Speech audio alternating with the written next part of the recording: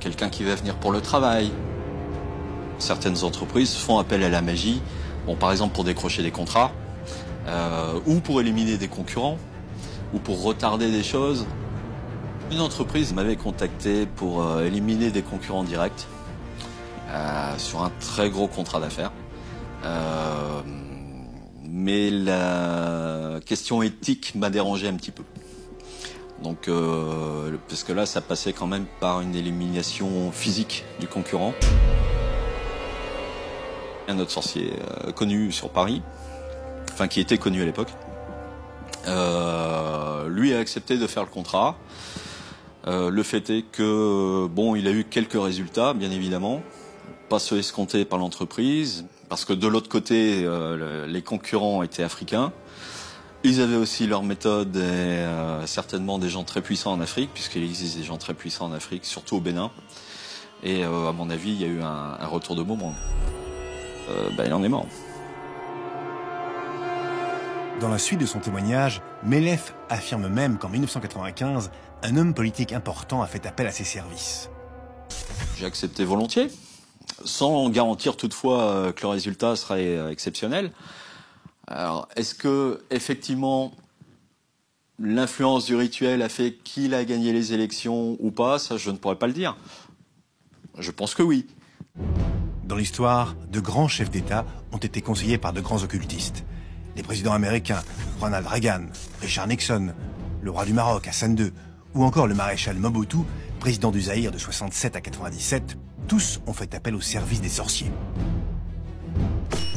Mobutu était l'un des plus réputés pour, et c'était connu dans le domaine, pour avoir fait appel à la magie africaine, une magie extrêmement puissante, pour arriver au sommet de l'État.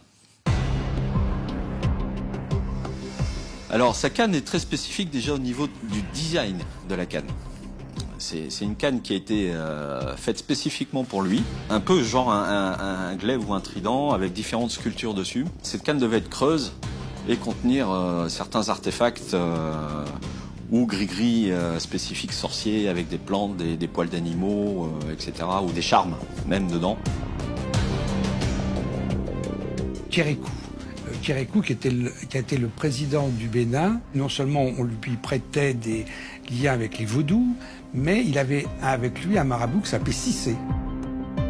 Cissé est un personnage tout à fait important qui a circulé, parce que Kérékou I, comme on l'a appelé, a prêté son marabout à d'autres.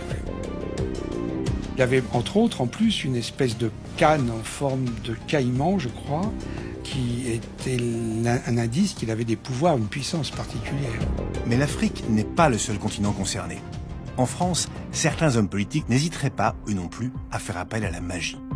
En 2002, Sylvie Jumel a publié un ouvrage relatant les visites de sorciers jusqu'à l'Élysée pour aider nos gouvernants. Diplômé de l'ENA et haut fonctionnaire, l'auteur raconte comment Jacques Chirac aurait fait appel à des marabouts africains lors de la campagne présidentielle en 1995 et au tout début de son premier mandat. Ça pourrait être vrai dans la mesure où il avait beaucoup d'amis africains, de chefs d'État africains, qui eux avaient des marabouts, et donc qui ont dû lui dire, mon cher Jacques, tu devrais, je vais te refiler ou je vais te passer mon marabout. Parce que ce qui est intéressant en Afrique, c'est que les marabouts circulent. Hein, tel marabout ou équivalent, si vous voulez, réputé, un chef d'État va lui dire, écoute, tu devrais, je vais te l'envoyer le mien, il est très bien. Donc voilà. Donc après tout, là, dans une circulation, si vous voulez, des marabouts, pourquoi pas Jacques Chirac, qui aimait bien l'Afrique, il le disait, on disait Chirac l'Afrique. Hein. Le monde politique et celui des affaires ne sont pas les seuls touchés. Dans le monde du sport, le football en particulier, la sorcellerie fait partie des traditions.